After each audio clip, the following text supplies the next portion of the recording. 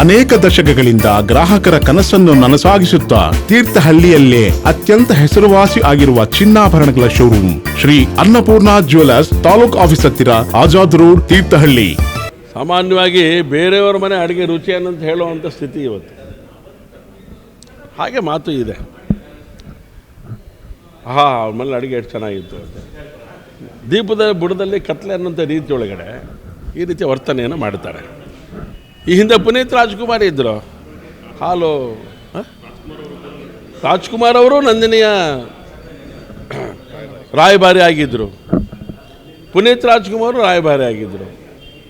ಹಾಲು ವ್ಯಾಪಾರ ಚೆನ್ನಾಗಿ ಆಗಲಿಲ್ವಾ? ರೈತರಿಗೆ ಶಕ್ತಿ ಸಿಗಲಿಲ್ವಾ? ಈಗ ಯಾಕೆ ಬೇಕು ನಿಮಗೆ ತಮ್ಮನ್ನ?